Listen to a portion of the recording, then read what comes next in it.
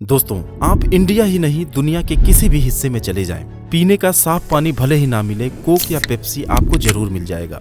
और इस carbonated drinks की खोज आज से 200 साल पहले इत्तेफाक से हुई थी, जिसे रिफ्रेशमेंट के लिए नहीं बल्कि मेडिसिन की तरह इस्तेमाल किया जाता था। लेकिन उस दौर से आज की सिचुएशन में पहुंचने तक इस इंडस्ट्री में इतनी उठापटक हुई कि आप हैरान हो जाएंगे। कभी सोचा है आपने, आखिर इतने प्रॉफिटेबल बिजनेस में कोई इंडियन ब्रांड कोक और पेप्सी के सामने टिक क्यों नहीं पाई?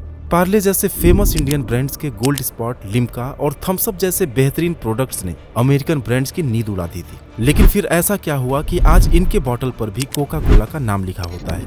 एक समय था जब ईस्ट इंडिया कंपनी से डरी भारत सरकार ने कोका कोला को इंडिया से बाहर फेंक दिया था। पेप्सिको के लाख कोशिशों के बावजूद उसे इंडिया आने से मना कर दिया था। यहाँ तक कि उनसे टक्कर लेने के लिए गवर्नमेंट ने अपना खुद का सॉफ्ट ड्रिंक 777 भी लॉन्च किया। लेकिन आखिरकार हम हार गए। कोक फिर से इंडिया वापस आई, जबकि पेप्सिको को हमें खुद बुलाना पड़ा। और अपनी जबरदस्त बिजनेस स्ट्रेटजी से उन्होंने इंडिया में कार्बोनेटेड ड्रिंक्स के बिजनेस के सारे इक्वेशंस बदल दिए। इस कोला वार की इंटरेस्टिंग जर्नी में देशभक्ति है, राजनीति है, साजिश भी है और सक्सेस भी। और इस वॉर में अब एक नया चैप्टर जुड़ने वाला है, क्योंकि टेलीकॉम में धूम मचाने के बाद रिलायंस ग्रुप ने पिछले साल कैंपा कोला को एक्वायर कर लिया है। तो चलिए इस वीडियो में हम कार्बोनेटेड ड्रिंक्स की आज तक की पूरी जर्नी को डिटेल में जानते हैं। ये बात है 1767 की, जब एक ब्रिटिश मैन जोसेफ प्रिस्टली ने बियर बनाते समय एक्सीडेंटली पानी में CO2 को डिसॉल्व कर दिया था। और जब इस पानी को टेस्ट किया तो इसका टेस्ट उनको काफी अच्छा लगा।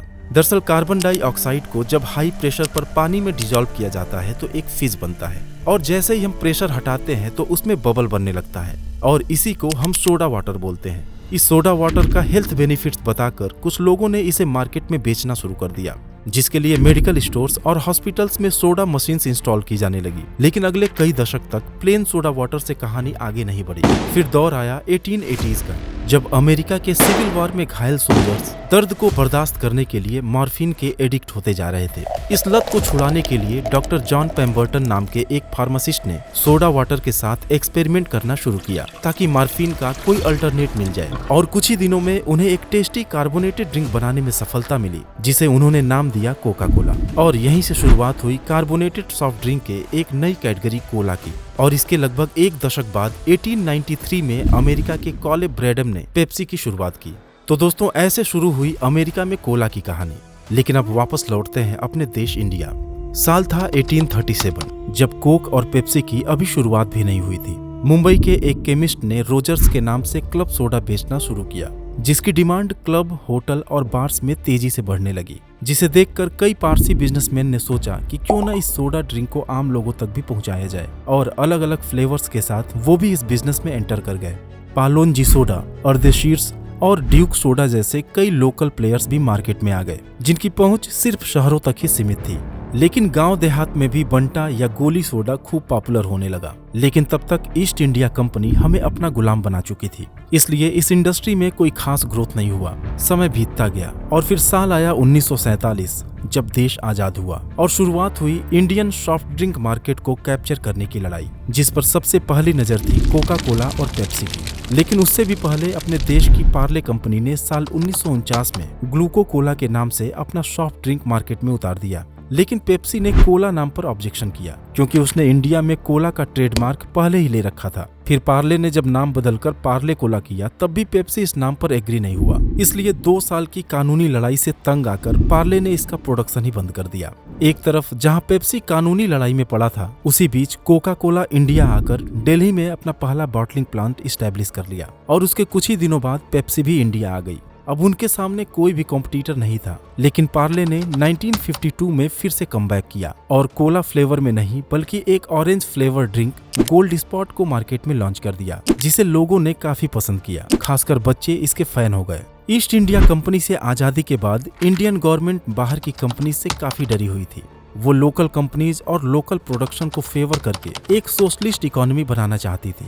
और इस बात का अंदेशा कोका कोला को भी था कि गवर्नमेंट कुछ सख्त कदम उठा सकती है। इसलिए काफी तेजी से उसने अपना पेनिट्रेशन गांव-गांव तक बढ़ाना शुरू कर दिया, ताकि लोगों को कोल्ड ड्रिंक की आदत पड़ जाए। और अपनी इस स्ट्रेटजी में वो काफी हद तक सफल भी होने लगे। लेकिन गवर्नमेंट उस समय कुछ ज्यादा ध्यान नहीं दे पाई, क्योंकि वो तो ऑलरेडी 62 की चाइना वॉर और 65 की पाकिस्तान वॉर जैसे सीरियस मुद्दों में उलझी हुई थी। कोक की पॉपुलैरिटी के सामने पेप्सी की सेल्स इतनी गिर गई कि उसने इंडिया में अपना बिजनेस ही बंद कर दिया। अब मार्केट में केवल पार्ले और कोका कोला दो ही बड़े ब्रांड्स बचे थे, लेकिन पार्ले ने कोक से डायरेक्ट कंपटीशन को अवॉइड करते हुए साल 1971 में कोला फ्लेवर नहीं बल्कि लिम्का को लॉन्च किया, जो फीमेल्स में काफी पॉपुलर हुआ। लेकिन उसी साल के जनरल इलेक्शन में इंदिरा गांधी देश की प्रधानमंत्री बनी और 1973 में फेरा लागू कर दिया गया, जिसके तहत कोई भी फॉरेन कंपनी इंडिया में 40% से ज्यादा स्टेक होल्ड नहीं कर सकती थी।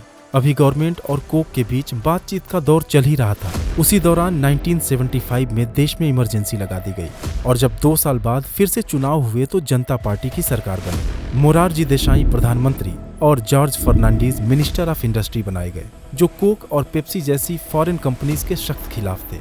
कोका कोला को जिस बात का अंदेशा पहले से था वही हो गया। अब उनके पास 2 रास्ते थे, या तो वो अपना 60% स्टेक गवर्नमेंट या किसी इंडियन पार्टनर को शेयर करते या फिर इंडिया छोड़कर चले जाते।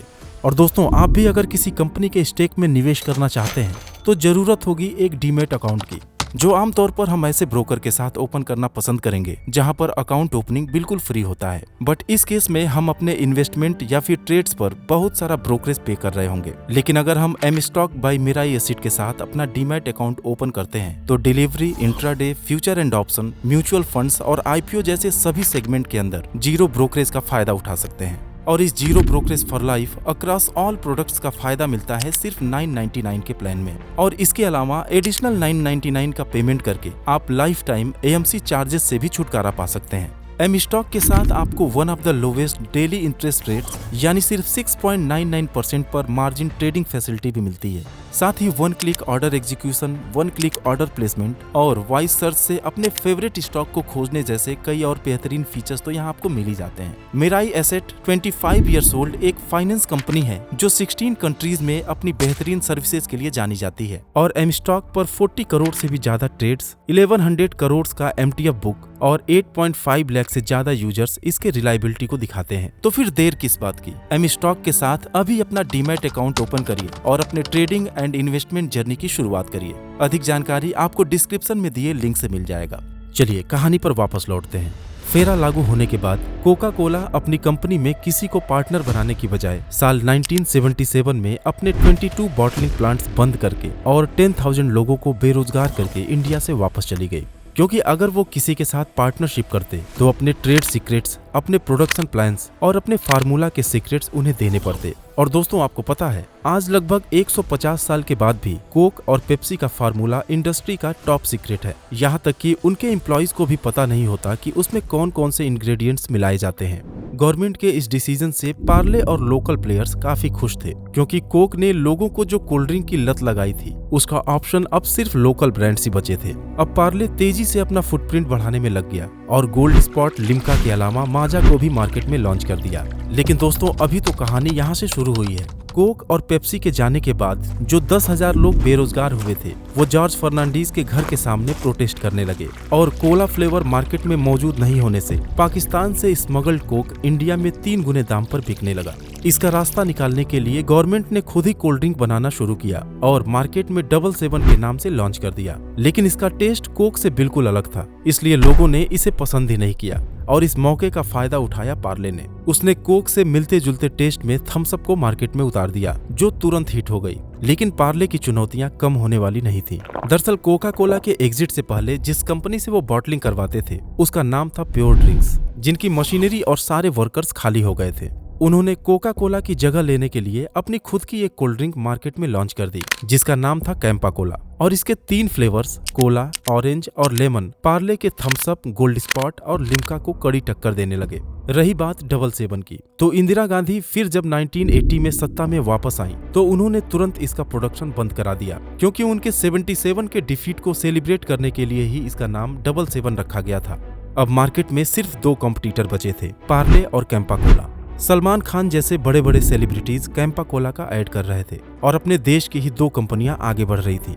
लेकिन फिर साल 1988 में कुछ ऐसा हुआ जिसने पूरी कहानी को फिर से पलट दिया। हुआ यूं कि इंडियन गवर्नमेंट ने पेप्सी को जुबिलेंट के साथ पार्टनरशिप में इंडिया आने के लिए अलाउ कर दिया। लेकिन इसकी जरूरत क्या थी? सब कुछ तो ठीक चल रहा था। दरअसल 1984 में इंदिरा जी के असैसिनेशन के बाद जब राजीव गांधी प्राइम मिनिस्टर बने तो पंजाब में हुए दंगों ने वहां के लोगों को सड़क पर ला दिया। यूथ बेरोजगार हो गए, लेकिन गवर्नमेंट के पास इतने पैसे भी नहीं थे कि किसी रिवाइवल प्लान पर काम किया जा सके। तब राजीव गांधी प्राइवेट सेक्टर में गवर्नमेंट कंट्रोल को कम करने पर विचार करने लगे। पेप्सी तो ऐसे ही किसी मौके की तलाश में थी। उसने पंजाब में agro research centre, food processing unit और बॉटलिंग प्लांट लगाने के नाम पर $14 मिलियन इन्वेस्ट करने का प्रपोजल रखा और इस प्रपोजल पर कई बार कैबिनेट मीटिंग और सालों के डिस्कशन के बाद 1989 में पेप्सी को इंडिया में वापस आने की इजाजत दे दी गई। आज पेप्सी इंडिया में अपने कार्बोनेटेड ड्रिंक्स के अलावा मिनरल वाटर और जूसेस के साथ ही स्नैक्स एंड फूड इंडस्ट्री के एक बड़े हिस्से पर अपना दबदबा बनाई हुई है।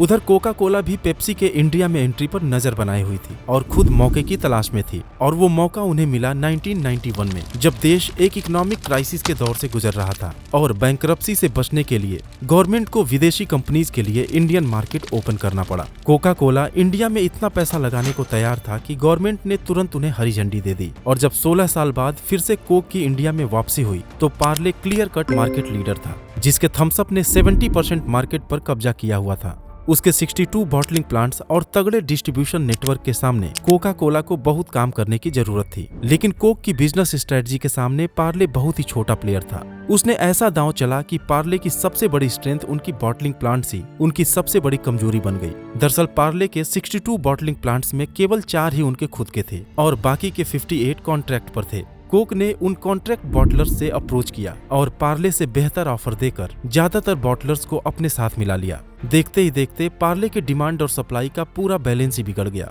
और मजबूर होकर सितंबर 93 में पार्ले को अपना cold drink business Coca Cola के ही हाथ $60 मिलियन में बेचना पड़ा। अब सीधे सीधे इंडिया का 50% cold drink market Coca Cola की गिरफ्त में आ गया और बाकी बचे 50% में भी सेंध लगाने में उसे ज्यादा दिक्कत नहीं हुई, क्योंकि 15 to 20% की जो हिस्सेदारी कैंपा कोला की थी वो खुद कोक की तरफ शिफ्ट होने लगी, क्योंकि लोग ऐसा मानने लगे कि जब ओरिजिनल कोक ही वापस आ गया तो हम उसका डुप्लीकेट क्यों पिए। फिर कोका कोला ने पार्ले के सभी प्रोडक्ट्स की जगह अपने प्रोडक्ट को प्लेस करना शुरू किया, जैसे उसने गोल्ड स्पॉट को फैंटा से, लिम्का को स्प्राइट से और फिर थम्स अप को अपने मेन प्रोडक्ट कोका कोला से रिप्लेस कर दिया। लेकिन थम्स अप के बंद होते ही पेप्सी के मार्केट शेयर में तेजी से इजाफा होने लगा और कोक की सेल्स गिरने लगी, जिसके बाद कोका कोला को अपनी गलती का एहसास हुआ और उसने फौरन थम्स अप को कंटिन्यू किया। साथ ही कुछ दिनों बाद उन्हें लिम्का को भी रिकॉल करना पड़ा।